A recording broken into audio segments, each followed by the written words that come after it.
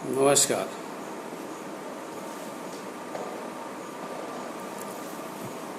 मोदी के सपनों का भारत, आत्मनिर्भर भारत। महल कितना ही सुंदर क्यों न हो, अगर उसका नींव कमजोर हो तो वह महल प्रचंड प्राकृतिक आपदाओं को झेल नहीं सकता है। आंधी हो, तूफान हो या भूकंप हो, उसमें बालू की भीत की तरह भरभरा के कमजोर नींव वाला महल गिरने का पूरे चांसेस रहते हैं। मित्रों, हमारे भारत के प्रधानमंत्री श्री नरेंद्र मोदी के आत्मनिर्भर भारत इसी तरह से एक सपनों का महल है, जो सुनने में काफ़ी सुंदर, लुभावन लग रहा है। हो सकता है कि माननीय प्रधानमंत्री का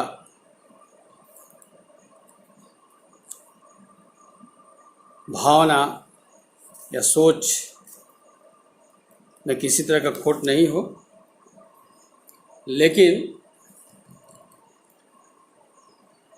मेरा मानना है कि आत्मनिर्भर भारत बनाने का सपना जिस रास्ते पर चलकर पूरा करने का माननीय प्रधानमंत्री जी कोशिश कर रहे हैं, शायद उसमें उन्हें सफलता न मिले। आखिर मैं ऐसा क्यों कह रहा हूँ, चलिए इस पर कुछ हम मंथन करके देखते हैं।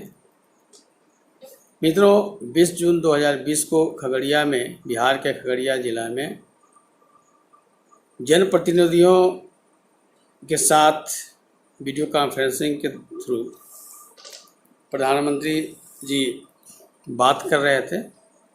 मैं ध्यान से सुन रहा था। उनका साफ साफ कहना है कि आत्मनिर्भर भारत बनाने के लिए हमारे देश में जो सुदूर ग्रामीण क्षेत्रों में संसाधन हैं, उनसे संबंधित उद्योग धंधे उन्हीं क्षेत्रों में, अर्थात उन्हीं गांवों में, कस्बों में, पंचायतों में, प्रखंडों में लगाए जाएंगे। और यह काम एफडीआई के थ्रू कंपनियां करेंगी, भारतीय कंपनियां और मल्टीनेशनल कंपनियां मिलकर करेंगी। मित्रों, माननीय प्रधानमंत्री जी के मंशा पर मुझे कोई संदेह नहीं है। उनकी इच्छा है कि भारत वास्तव में आत्मनिर्भर बने और इस देश के सभी नागरिकों को का जीवन स्तर अच्छा हो, रोजगार मिले, वहाँ तक तो ठीक है। लेकिन सपने जितना हसीन होते हैं, लुभावन होते हैं, अगर सही रास्ते पे चलकर उस सपना का पूरा करने का कोशिश नहीं करते हैं तो वे सपने सपने ही रह जाते हैं। सपना कभी हकीकत नहीं होता है। मित्रों,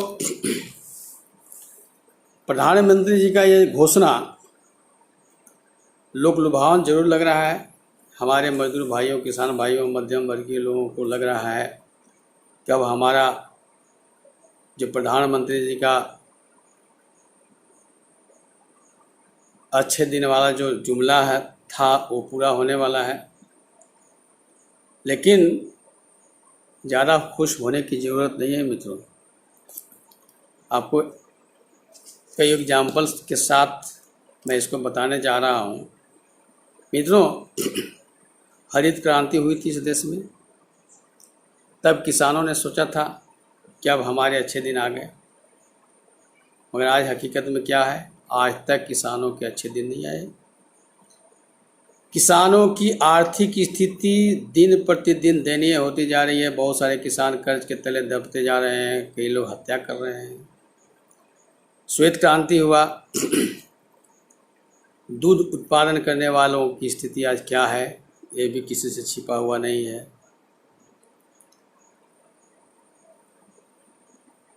जगह जगह पे क्षेत्रीय स्तर पे दूध कलेक्शन सेंटर खुले हुए हैं, लेकिन वो मिल्क कलेक्शन सेंटर में दूध उत्पादकों को दूध का कीमत क्या मिलता है ये दूध उत्पादकों से पूछिए। स्थिति यह है कि दूध उत्पादन में जो उनका खर्च होता है वो भी नहीं मिल पाता है, जिसके चलते आज तक दूध उत्पादकों की आर्थिक स्थिति ठीक नहीं हुई, बद से बदतर होती गई। और सच पूछा जाए तो इन दूध उत्पादकों को दूध उत्पादन करने की इच्छा नहीं होती है, लेकिन दूसरा कोई विकल्प नहीं रहने के कारण मजबूरी में किसी तरह से अपना पार कर रहे हैं। ऐसे में इनकी सारी ज़िंदगी, इनके परिवार का पूरा लाइफ खत्म हो जा रहा है। तो इसी तरह से मनरेगा आया, कांग्रेस की सरकार में ये सब हुई। जब मनरेगा आया, कांग्रेस सरकार बड़े फ़ख्र से घोषणा की कि अब मजदूरों को साल में 100 दिन रोजगार मिलेंगे। मजदूरों को लगा कि अब हमारे अच्छे दिन आ गए, लेकिन मनरेगा एक ऐसी योजना है जिसमें मजदूरों को न मरने दिया जाता है और न अच्छा से जीने दिया जाता है। न मनरेगा मारता है और न ही जीने लायक छोड़ता है। मनरेगा की स्थिति है। उसी तरह से फिर आया राइट टू फूड, मतलब भोजन के बगैर कोई मरेगा नहीं। चलिए, अब भोजन के बगैर नहीं मरेगा, इसको पूरा करने के लिए सरकार ने क्या किया कि किसानों से न्यूनतम समर्थन मूल्य पे कृषि उत्पादों को खरीदना शुरू किया और खरीद करके सब लोग को सस्ते दर पे या फ्री में बांटना शुरू किए। परिणाम क्या हुआ? किसानों का हालत तो बिगड़ गई। आज जो मजदूर वर्ग थे, जो मेहनत कश थे, उनको जब फ्री में मिलने लगा तो उनको भी मेहनत करने का आदत छूट गई। तो चौतरफा मार हुआ। मेहनत करने वाले, मजदूरी करने वाले आलसी हो गए और किसानों का मेहनत का जो परिणाम मिलना था वो मिला नहीं। किसान मजदूर बनते गए और मजदूर अपने क्षेत्र को छोड़ करके पलायन करने के लिए मजबूर हो गए। और उसका परिणाम तो अभी कोरोना का जब मार आया तो सामने आ गया। फिर राइट टू एजुकेशन में हुआ कि सबको शिक्षा अनिवार्य है। अब एजुकेशन की क्या स्थिति है ये भी किसी से छिपा हुआ नहीं है। आज से 20 साल पहले तो कम से कम जो बच्चे शिक्षा ग्रहण करते थे वो क्लर्क बनने लायक कम से कम उनकी योग्यता हुआ करती थी। एक्चुअली जो भारत की शिक्षा पद्धति है लॉर्ड मैकाले के द्वारा तैयार की हुई शिक्षा पद्धति है, क्योंकि अंग्रेज़ों को एकमात्र भारत में शासन करने के लिए क्लर्क की आवश्यकता थी। तो यह शिक्षा पद्धति क्लर्क बनाने की शिक्षा पद्धति है। तो 20 साल पहले तक क्लर्क बनने लायक तो भारतीय की नौजवान युवतियाँ रहती थी, लेकिन अभी 20 साल के अंदर जो स्थिति हो गई है, आज के युवक युवतियाँ में क्लर्क बनने लायक भी योग्यता नहीं है। व्यवहारिक ज्ञान तो 0 है, जिसके कारण आजकल तथाकथित पढ़े लिखे लोग किसी काम के नहीं है। वो घर के है ना घाट के, धोबी के कुत्ता की तरह उनकी स्थिति है। अपनी योग्यता के बल पर न कोई नौकरी पा सकते हैं और न ही कोई रोजगार खड़ा कर सकते हैं। मित्रों, भारत की आर्थिक स्थिति को सुधारने के लिए फिर FDI को मंजूरी मिली, फॉरेन डायरेक्ट इन्वेस्टमेंट। अंतर्राष्ट्रीय स्तर पर समझौता हुआ, बड़ी मात्रा में बाहर से पूंजी भारत में आए, बड़े बड़े उद्योग धंधे की स्थापना की गई। उसमें दलील क्या दिया जा रहा था कि मल्टीनेशनल कंपनियां जब भारत में इन्वेस्ट करेंगी, पूंजी लगाएंगी, तो रोज़गार का सृजन होगा, बहुत सारे लोग को रोज़गार मिलेगा और लोगों को इनकम बढ़ेगा, अब परचेजिंग कैपेसिटी बढ़ेगी। लेकिन देखा जा रहा है कि जब से FDI को मंजूरी मिली है, भारत में बेरोजगारों की संख्या, गरीबों की संख्या बेतहाशा बढ़ रही है। और अभी पिछले साल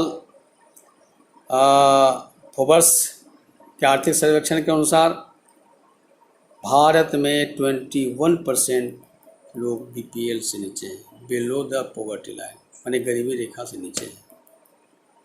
तो सवाल है कि सरकार इतनी सारी योजना बनाकर लाती है गरीबों के लिए, मजदूरों के लिए, किसानों के लिए, मध्यम वर्गों के लिए, फिर इनकी हालत दयनीय क्यों होती जा रही है? इसका मतलब कि सरकार की सारी योजनाएं फेल कर रही हैं। मित्रों, इसके पीछे रीज़न क्या है सो मैं बताता हूँ। इसके पीछे रीज़न ये है कि जो तमाम सरकारी योजनाएं बनती हैं वो अमीरों के समर्थित सरकारों के बाबुओं के द्वारा बनाए जाते हैं। और ये जो प्लानिंग ऐसी बनती है कि जब वहाँ से सरकारी खजाने से जब चलती है योजना का अमाउंट, तो ये जिनके लिए योजना बनकर के वहाँ से चलती है उनके पास मुश्किल से 25% पहुँचता है, बाकी 75% लौट करके वहीं चला जाता है जहाँ से शुरू होता है। और तत्कालीन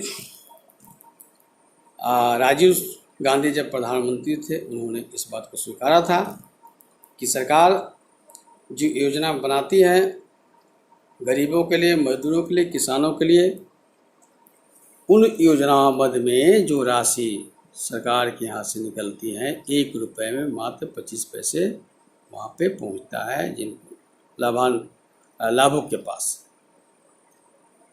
अब बाकी कहाँ चले जाते हैं? तो बाकी चले जाते हैं कहाँ? बिचौलियों, दलालों, भ्रष्टाचारियों, टैक्स और मुनाफाखोर। कुछ बिचौलियों के पास चला जाता है, कुछ दलालों के पास चला जाता है, कुछ भ्रष्टाचार में चला जाता है भ्रष्टाचारियों के पास, और कुछ टैक्स में चला जाता है और कुछ मुनाफाखोरी में। तो इस तरह से बढ़ते बढ़ते 75% बढ़ जाते हैं। और ये 75% लौट करके कहाँ से चला जाता है? जहाँ से प्लान बना, टैक्स के माध्यम से सरकारी खजाने में चले जाते हैं। बिचौलिए, दलालों, भ्रष्टाचारों के माध्यम से अपराधियों के हाथ में चले जाते हैं, भ्रष्ट लोगों के हाथ में चले जाते हैं। मुनाफाखोरों के माध्यम से अमीरों के हाथ में चले जाते हैं। तो इस तरह से क्या होता है, हो रहा है अभी तक कि योजनाएं बनती हैं मजदूर, किसानों, गरीबों के लिए। होता क्या है? गरीबी होते जा रहे हैं, किसानों की हालत बिगड़ती जा रही है, मध्यम वर्गीय किसी तरह से अपना जीवन बसर कर रहे हैं। लेकिन आश्चर्य की बात यह है मित्रों कि अमीरों के कल्याण के लिए किसी भी तरह की योजना नहीं बनती है। इस पर थोड़ा गौर किया जाए। अमीरों के कल्याण के लिए आज तक सरकारी किसी भी तरह की योजना नहीं बनी, लेकिन अमीर होते गए। अमीरों के संपत्ति में कोई नुकसान नहीं हुआ, उनका बट्टा नहीं लगा, उनकी अमीरी बढ़ती गई। यह है व्यवस्था, यह है पूंजीवादी व्यवस्था का चक्रव्यूह। अब क्या है कि ये पूंजीवादी अर्थव्यवस्था के तहत एक चक्रव्यूह की रचना होती है। उस चक्रव्यूह का जब तोड़ आम पब्लिक को समझ में आने लगता है उस चक्रव्यूह का आम पब्लिक समझ जाते हैं और लगता है इन पूंजीपतियों को, अमीरों को, पूंजीवादी व्यवस्थापकों को, इनके अक्कालों को कि अब जो है से एक भयंकर विस्फोट होने जा रहा है, तब ये दूसरा चक्रव्यूह की रचना करते हैं। तो अभी समाज में धीरे धीरे सुलग रहा है कि हमारा जो लोकल प्रॉपर्टी है, स्थानीय जो संपदा है, केंद्र सरकार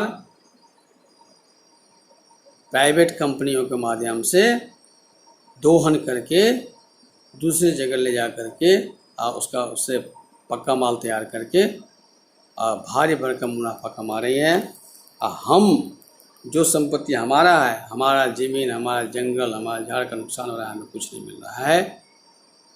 जैसे झारखंड प्रदेश में बहुतायत कोयला है, बहुतायत ग्रेफाइट है, लोहा का क्या बोलते खनिज है, इसके बावजूद भी इतने सारे अभ्रक है, सोना भी यहाँ पे है, इसके बावजूद भी झारखंड बीमारू प्रदेश में आता है, सबसे गरीब प्रदेश है। तो धीरे धीरे लोगों के मन में इस पर जो है आग सुलग रही है। अब इस आग को ठंडा करने के लिए एक नई प्लानिंग लेकर के आया है लोकल वोकल, स्थानीयता। मित्रों, मैं एक कतई नहीं कह रहा हूँ कि प्रधानमंत्री जी का मंशा गलत है, उनका मंशा पर मैं उंगली नहीं उठा रहा हूँ, बहुत अच्छे हैं, लेकिन जिस नाव पर सवार होकर के गरीबों का मसीहा बनना चाहते हैं, वह नाव तो खुद डूबती हुई नैया है, तो बेड़ा कहाँ से पार करेगा। कहने का मतलब है कि पूंजीवाद जो है अभी भस्मासुर की तरह अपने करने से खुद खत्म होती जा रही है। मित्रों, पूंजीवाद क्या होता है, जैसे एक एग्जाम्पल बताता हूँ कि भूमिगत जल को अंधाधुंध दोहन करने के बाद जब भूमिगत जल का जो लेयर है, स्तर जब नीचे चला गया, तो लोग क्या कर रहे हैं, डीप बोरिंग कर रहे हैं, डीप बोरिंग करके अंदर से पानी निकाल करके उसका उपयोग कर रहे हैं। परिणाम क्या होगा, आने वाला समय में डीप बोरिंग अंदर का भी पानी जो है ख़त्म हो जाएगा, तो क्या होगा, सब कुछ खत्म हो जाएगा, पेड़ पौधे भी सूखने लगेंगे, सब बर्बाद हो जाएगा। तो ठीक इसी तरह से अब हमारे प्रदेश में, भारत प्रदेश में जो बाहर जो बड़े बड़े जो प्राकृतिक संसाधन थे, खजान थे, उनको गलत ढंग से दोहन करके ये मल्टीनेशनल कंपनियां, ये प्राइवेट कंपनियां, पूंजीपति लोग, अमीर लोग उसको ख़त्म कर दिए। तो सुदूरवर्ती ग्रामीण क्षेत्रों में जो आधारभूत संसाधन बचे हुए हैं, अब उन पर डाका डालने का यह प्लानिंग है और कुछ नहीं है। अब सवाल उठता है कैसे। मित्रों, मैं बताता हूँ कि ये जो प्रधानमंत्री जी ने कहा कि ग्रामीण क्षेत्रों में पंचायत लेवल पे, जिला लेवल पे, प्रमंडल लेवल पे, प्रखंड स्तर पे प्राइवेट कंपनियां उद्योग लाएंगी। जैसे उन्होंने एग्जांपल दिया कि मान लें खगड़िया जिला में मक्का बहुत ज़्यादा होता है, तो मक्का से संबंधित जो भी छोटे बड़े उद्योग होंगे वो प्राइवेट कंपनियां लगाएंगी, क्योंकि पूंजी उनके पास है। पूंजी तो आम पब्लिक के पास है नहीं, किसानों के पास तो है नहीं, मजदूरों के पास है नहीं। तो सवाल है मित्रों कि कोई भी प्राइवेट कंपनी अगर उद्योग स्थापित करता है तो उसका पहला उद्देश्य क्या होता है, उसका पहला उद्देश्य होता है मुनाफा कमाना। उसका पहला उद्देश्य रोजगार देना नहीं है, उसका पहला उद्देश्य लोगों का जीवन सुखी संपन्न बनाना नहीं है, उनका पहला उद्देश्य है मुनाफा कमाना। तो जिस व्यवस्था से उनको ज़्यादा मुनाफा होगा उस व्यवस्था को अपने उद्योग में लागू करेंगे। क्या है, तो आधुनिक युग में टेक्नोलॉजी, तो न्यू टेक्नोलॉजी का इस्तेमाल करेंगे। न्यू टेक्नोलॉजी का इस्तेमाल करेंगे तो स्वाभाविक है कि मैन पावर की आवश्यकता कम पड़ेगी। तो पहला है रोजगार तो गया, रोजगार मिलना नहीं है। दूसरा, अगर रोजगार नहीं मिलता है तो लोगों के पास क्रय क्षमता नहीं होती है, उनके पास पैसे नहीं आएंगे। पैसे नहीं आएंगे तो उनका प्रोडक्शन, कंपनियों का प्रोडक्शन जो होगा वो तो लोग खरीद नहीं पाएंगे। आज जब नहीं खरीद पाएंगे तो फिर मंदी आएगा। जब कंपनियों का माल सेल नहीं होगा तो फिर उनको इनकम नहीं होगा, प्रॉफिट नहीं होगा। अब सवाल होता है कि प्रॉफिट नहीं होगा तो एक कंपनियां क्या कहेंगी कि हम घाटे में चल रहे हैं। घाटे में चल रहे हैं तो प्रधानमंत्री का कहना है कि अब किसान लोग अपने कच्चा माल को, अपने अनाज को डायरेक्ट उद्योग में बेचेंगे, कंपनी को बेचेंगे। अब यहाँ पर सवाल है कि प्रॉब्लम ये है कि कंपनी को बेचेगी तो कंपनी उसका मूल्य तय करेगी। किसान को समर्थन मूल्य, उस प्रोडक्शन का मूल्य तय करने का पावर नहीं है, अधिकार नहीं है, चाहकर भी नहीं कर सकती है, क्योंकि उसके पास कोई साधन नहीं उसका उपयोग करने का। वो आश्रित है उद्योगों के भरोसे। तो उद्योग जितना रेट देंगे उतना रेट मजदूरी भी लेना पड़ेगा। अगर ज़्यादा हड़ताल करें, ये करेंगे, वो करेंगे तो कंपनी कई तरह के बहाने बनाएंगे। जैसे कि अभी क्या बोलते हैं, डेयरी दूध उत्पादकों की जो स्थिति है और जो किसानों की स्थिति है, अभी भी जगह जगह पर राइस मिल खुला हुआ है। पर राइस मिल वाले कितना धान किस रेट से लेते हैं, जग जा ही रहे। तो इस तरह से क्या होगा कि लास्ट में हम देखते हैं कि फिर वही ढाक के तीन पार, फिर किसानों को शोषण होगा, फिर मजदूरों को रोजगार नहीं मिलेगा, बेरोजगारी बढ़ेगी, गरीबी बढ़ेगी। अब बेरोजगारी बढ़ेगी, गरीबी बढ़ेगी तो क्रय क्षमता खत्म, और क्रय क्षमता खत्म नहीं रहेगा, क्रय करने की कैपेसिटी नहीं होगी तो लोगों के जीवन स्तर फिर नीचे जाएगा। तो मित्रों, मेरा कहने का मतलब है इसको समझने की ज़रूरत है, आप सबको समझना है।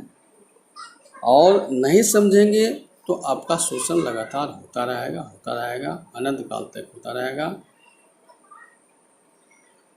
इसलिए इन पूंजीवादी अर्थव्यवस्था का, पूंजीपतियों के चक्रव्यूह को समझ करके और इसको आपको नया विकल्प के साथ आंदोलन करना पड़ेगा। अब बंधु, इसका विकल्प क्या है? इसका समाधान सीधी सी बात है कि प्रधानमंत्री को चाहिए था कि जो लोकल प्रोडक्शन है उससे संबंधित जो उद्योग लगेंगे उसमें जन सहभागिता की आवश्यकता थी। मतलब कोऑपरेटिव सोसाइटी बना करके इस उद्योग की स्थापना करना चाहिए था। कोऑपरेटिव सोसाइटी बना करके जब उद्योग की स्थापना करेंगे तो क्या होगा कि अधिक से अधिक लोगों की पूंजी उसमें लगेगा, लोकल लोगों को उसमें पूंजी लगेगा। तो लोकल लोग प्रोडक्शन भी करेंगे, कच्चा माल का उत्पादन भी करेंगे, फैक्ट्री भी उन्हीं का होगा। फिर अब वो जो सहकारी समिति होगा, उत्पादक सहकारी समिति होगा, औद्योगिक सहकारी समिति होगा, उपभोक्ता सहकारी समिति होगा, क्रय विक्रय से संबंधित सहकारी समिति होगा। तो इस तरह की जब 4-5 समितियां होंगी तो इसमें सारे लोग इन्वॉल्व हो जाएंगे और जो इनकम होगा सब इन्हीं के बीच में होगा। और फैक्ट्री की इनकम के अनुसार ये सहकारी समितियां मिलकर के कच्चा माल का भी दाम निर्धारित करेंगे। और सबसे बड़ी बात है कि जो उत्पादन होगा उसको सबसे पहले वो लोग अपने उपभोग करेंगे। तो सबसे पहले अपनी आर्थिक स्थिति सुधरेगी, अपना जो उसका न्यूनतम गारंटी है खाना पीना कपड़ा तो इसका व्यवस्था हो जाएगा, बाकी बचेगा उसको बाहर सेल करेंगे। तो इसका ज़रूरत है। अब है कि ये जो सहकारी समितियां होंगी ग्राम स्तर पर होंगी, पंचायत स्तर पर होंगी, प्रखंड स्तर पर होंगी, जिला स्तर पर होगा और प्रमंडल स्तर पर होगा। फिर राज्य स्तर पर होगा, इस तरह से राष्ट्रीय स्तर पर होगा। तो इसमें से क्या होगा कि जो प्रॉफिट है वो जो एक दो परिवारों के बीच में सिमट जा रहा है, जिसके चलते कुछ लोग अमीर होते जा रहे हैं। 1% लोग के पास अपार संपत्ति है, अब बाकी 99% लोग के पास वो लोग बेचारे भिखारी बनते जा रहे हैं। ये खत्म होगा। और एक चीज़ और है कि सहकारिय समिति में नैतिकता का बड़ा महत्व है।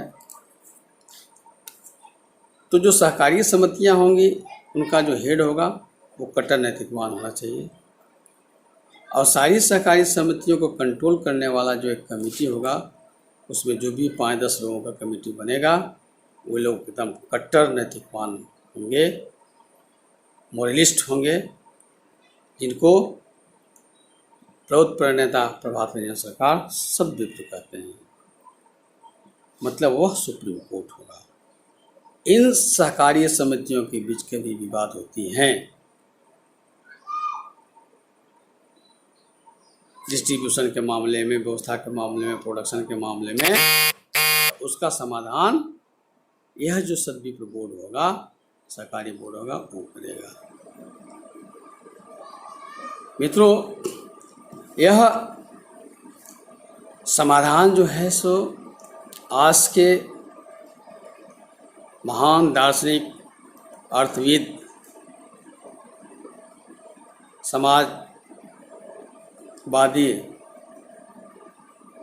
सोशियो इकोनॉमिक थ्योरी प्रौत के जन्मदाता प्रभात रंजन सरकार का है। और मैं मानता हूँ कि आज जो दुनिया भयंकर आर्थिक संकट के कगार पर खड़ा है, और ये जो दुनिया में जो तृतीय विश्व युद्ध का खतरा मंडरा रहा है, उसके गहराई में जब आप जाएंगे तो पाएंगे कि आर्थिक संकट ही मूल कारण है। चाइना भी भीतर से बेरोजगारी और गरीबी से जूझ रहा है, भारत भी बेरोजगारी गरीबी से जूझ रहा है, अमेरिका भी बेरोजगारी गरीबी से जूझ रहा है। माने दुनिया के सभी देश, कोई भी ऐसा देश नहीं है जहाँ पर बेरोजगारी और गरीबी नहीं है।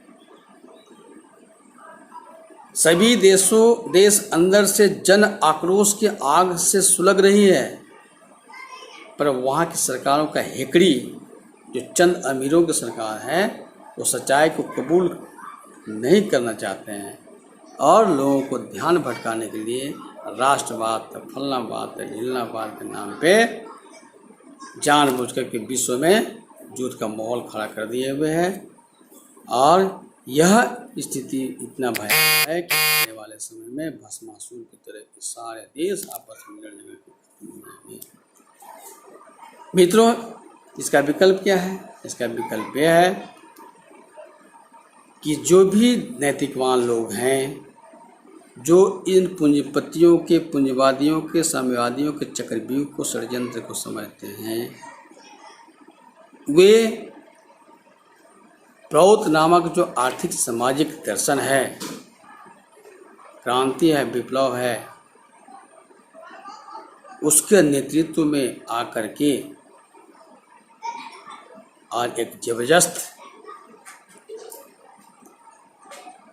विप्लव करने की आवश्यकता है, क्रांति की आवश्यकता है, विप्लव की आवश्यकता है। विप्लव का मतलब आमूलचूल परिवर्तन, मतलब अभी जो व्यवस्था है उसको एकदम से चेंज कर देना है, उसको ख़त्म कर देना है, तभी जाकर के मानवता बच सकता है, तभी इस दुनिया में शांति आ सकती है।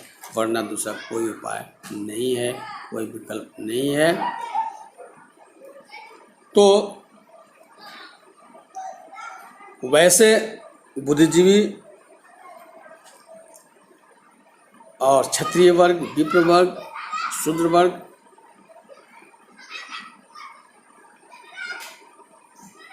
जो समाज में बदलाव करना चाहते हैं, जो अमन चैन का सपोर्टर हैं, जो मानव धर्म को अपना धर्म मानते हैं, जो मानवता को दुख से त्राण देना चाहते हैं, मेरा आह्वान है कि आप सभी एक प्रौढ़ समाज आंदोलन के बैनर तले आकर के और वैचारिक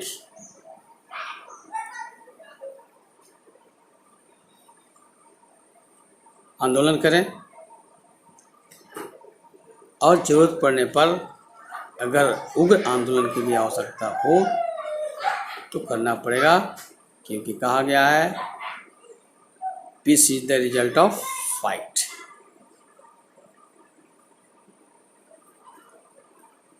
बिना संघर्ष के शांति की स्थापना नहीं होती है। इसलिए कभी भी किसी भी व्यक्ति को यह मानकर नहीं बैठ जाना चाहिए कि हमारी जो समस्या है उसका समाधान यही हो जाएगा। आपको तो संग्राम करना ही पड़ेगा। व्यक्तिगत जीवन में संग्राम करना पड़ेगा, सामाजिक जीवन में संग्राम करना पड़ेगा, राष्ट्रीय स्तर पर संग्राम करना पड़ेगा। संग्राम ही तो जीवन है। संग्राम विमुख व्यक्ति समझो कि मर गया। तो मित्रों, मेरा कहने का मतलब है कि प्रधानमंत्री जो हमें आत्मनिर्भर भारत का सपना दिखा रहे हैं, यह मुंगेरी लाल के हसीन सपना है। उनका उद्देश्य गलत नहीं है, उनका मंशा गलत नहीं है। मैं अच्छी तरह से जानता हूं कि प्रधानमंत्री जी भारत के लोगों को सुखी जीवन देना चाहते हैं, लेकिन पूंजीवाद के रास्ते पर न चल के अगर प्रोग्रेसिव यूटिलाइजेशन थ्योरी अर्थात प्रौद्योगिकी के द्वारा जो आर्थिक सामाजिक व्यवस्था है उस रास्ते पर चल करके अगर आत्मनिर्भर भारत बनाने का काम करते तो सफलता 100% मिलती। अभी तो मैं देख रहा हूँ कि दूर दूर तक कहीं भी सफलता मिलने वाली नहीं है। नमस्कार मित्रों, मेरा वीडियो अगर आपको अच्छा लगे तो आप लाइक ज़रूर करेंगे और एक सब्सक्राइब भी कर देंगे, ताकि यह मेरा सामाजिक सुविचार जो चैनल है इस पर जब कभी मैं इस तरह के आपके लिए कुछ बात करूं तो सबसे पहले आपके पास पहुंचे। धन्यवाद, नमस्कार।